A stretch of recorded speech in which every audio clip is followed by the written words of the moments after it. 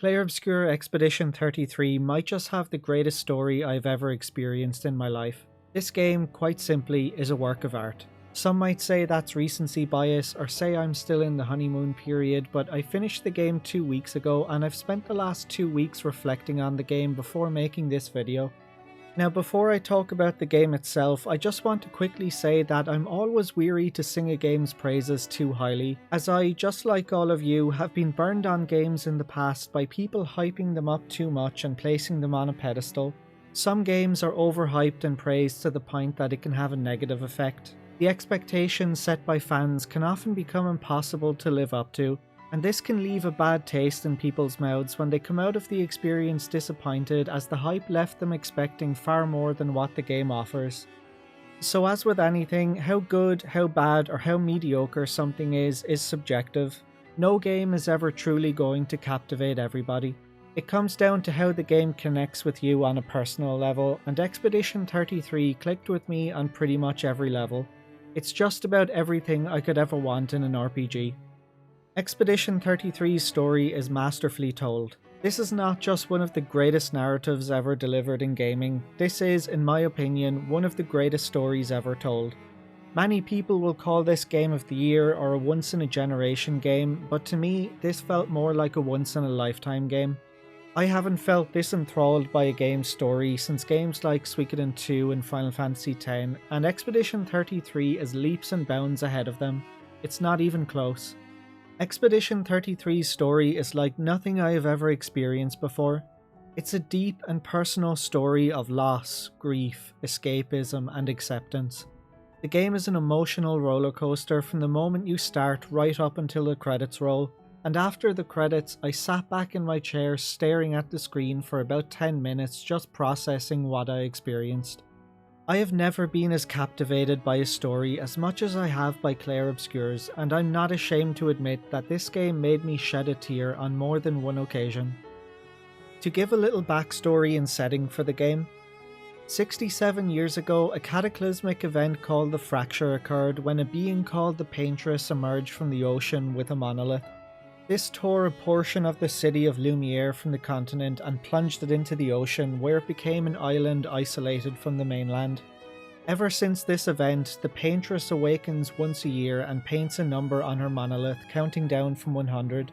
And everyone of the age that she paints turns to dust and fades away in an event known as the Gamage. Humanity is dying, their numbers dwindling and their lifespans shortening every year as more and more people are killed off. Each year, Lumiere sends out an expedition to defeat the Paintress and end the cycle of death, and each year, they fail. I really want to go more in depth about the story, and there are so many things I want to say and so many incredible moments I want to discuss, but if I do, I'll be heading into major spoiler territory, so I'm going to restrain myself. There are so many twists and turns in the story, and each act ends with a shocking twist that will leave your jaw on the floor. You'll never see the hints, signs, or twists coming in the moment, but in hindsight, when you're looking back, many of them were obvious. But you get so caught up in the emotional moments when they're happening that you don't see the hints in front of your very eyes. Some games start slow and gradually build up to a big moment before really getting into gear, and some games start heavy and then ease off. But Expedition 33 does neither of those things. This game goes all out from the start and it never slows down. Expedition 33's story is simply a masterpiece. It's a beautiful and tragic tale about grief, with two of the most impactful endings that will emotionally tear you up and leave you wondering if what you'd done was truly the right thing. The story wouldn't hit quite so hard if it wasn't for the quality cast of deep and compelling characters. You will love Expedition 33's cast. Each character has plenty of backstory and they're all given their fair share of time throughout the game to shine. You'll see each character at their highest and at their lowest. You'll see them at their best and at their worst. You'll empathise and sympathise with each of them, protagonists and antagonists alike. I genuinely loved every single one of them. This game has a story and a cast of characters that will stick with me for a very long time. The game's story is only made better by the absolutely gorgeous setting and art style. This game is inspired by the Belle Epoque era, the late 1800s to early 1900s France. Every location in this game is simply stunning and will leave you speechless at just how breathtaking they are.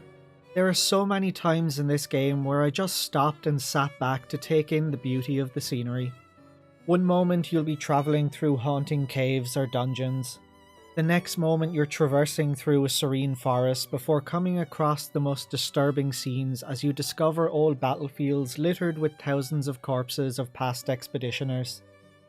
Every single location you pass through is memorable for different reasons and will leave a lasting impression on you. This game's world and setting might just be my favourite of all time. And then we have the music. The music in this game is simply magical. It's hard to believe that this was Lorien Tostard's first time composing video game music, as he has put together a musical masterpiece. I don't even know where to begin or how to describe how beautiful this game's soundtrack is. There are over 150 tracks on the OST, it's over 8 hours long, and there's not a single bad song on the entire soundtrack. Clair Obscur's soundtrack stirs up something in your soul, and every emotional moment in the story has an even greater impact thanks to the music. I've been listening to this game's soundtrack on repeat ever since I rolled credits, and I've been falling asleep to it every night since. A Life to Love, the song that plays during one of the endings, is one of the most beautiful songs I've heard in my life, and it's by far my favourite song on the entire soundtrack. This soundtrack is absolute perfection.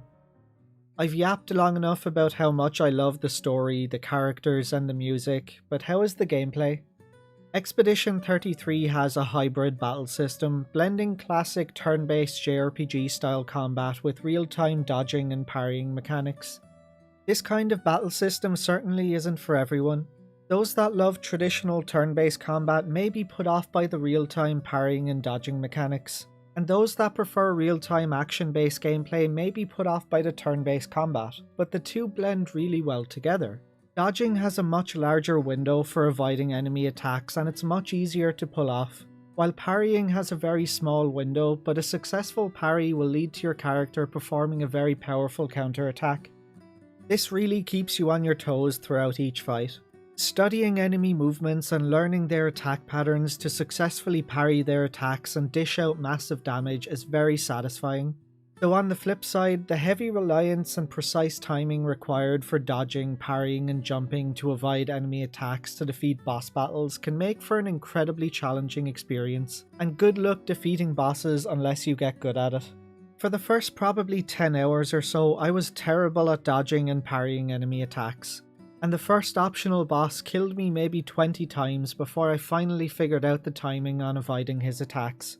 But the more time I spent playing the game, the more I got the hang of the dodging and parrying mechanics, and by about halfway through Act 2 I felt like I had mastered it and I started flying through fights and bosses with no issues. And in Act 3 I even took down all of the ball-breaking optional bosses. But no matter how good I got at dodging and parrying, and no matter how satisfying performing a counter was, I still would have much preferred if the game's combat was traditionally turn-based with no real-time mechanics. And in all honesty, that's the only negative thing that I have to say about the game, and I absolutely loved everything else about how the combat in the game worked. Each character has their own unique and distinct fighting style. I won't talk about them all, but I'll briefly touch on some of them. Maëlle uses a rapier and she can swap between 4 different stances that can provide her with defensive or offensive buffs. Lune is an elemental mage, but each time she uses a spell, she gains something called a stain of that element. For example, if you cast an ice spell, you'll get an ice stain, and then on her next turn if you cast a fire spell, you'll consume that ice stain to deal additional damage. She can hold up to 4 stains at a time, so rather than just repeat spamming the same spells, you can build up to something powerful or cycle between spells for maximum effect. Then you have Saelle. I think she's got a very interesting playstyle. She applies enemies with Foretell. Skills that apply Foretell to an enemy generate a Sun charge, and skills that use up a Foretell generate a Moon charge. She can then combine the Sun and Moon charges to enter Twilight Stance, and while in Twilight Stance she can deal absurd amount of damage. But you don't want to enter Twilight Stance with just one of each Sun and Moon charge, as the more charges she consumes to enter Twilight Stance, the higher her damage buff will be. The game also offers a lot of customization for your characters in terms of how you build them. Every time you level up, you gain 3 attribute points and 1 skill point that you can use to learn whatever skills you want that are available to that character, or to tailor their stats to your needs. Each character also has access to dozens of weapons, with each weapon offering different elements, passives, and benefits. But each weapon scales in power based off of different stats. You might be pumping your attribute points into might and luck, and then find a weapon you really like that scales off of vitality and agility, forcing you to respec your character. Your characters also have access to pictos. Pictos are like accessories that provide passive bonuses to your character. Each character can equip up to 3 pictos at a time, but after fighting 4 battles with a picto equipped, any of your party members can then learn and permanently gain that buff by spending Lumina points. This is a really fun system as it allows you to tinker and experiment even further with builds for each character to build them how you please. The weapons, the skills, the pictos, they all build on each other. You can use them to build further on a character's strengths, or you can use them to cover up a character's weakness and shortcomings. It can be a lot to manage, and truthfully, I didn't make use of this system to its fullest extent. Once I found a combination of pictos, weapons, and skills that I liked for each character, I stuck with them for pretty much the remainder of the game, and I never really deviated from my preferred builds for each character. The game itself is divided up into 3 different acts. The first act is somewhat linear, but the game begins to open up a lot in Act 2 and 3 when you gain access to new modes of transport, giving you total freedom to explore the entire world. And you really should explore. There's a bunch of smaller optional locations filled with collectible side quests and powerful bosses. I don't normally care to spend time fighting insanely powerful optional bosses in RPGs. I generally ignore them and go about my business, but I was drawn to them in Expedition 33 and I just couldn't help myself. These optional bosses are absolutely ball-breaking, and they will test you and push you beyond what you think your limits are. You will fail and you will die, a lot. But when you finally nail down their patterns and defeat them, it's incredibly satisfying.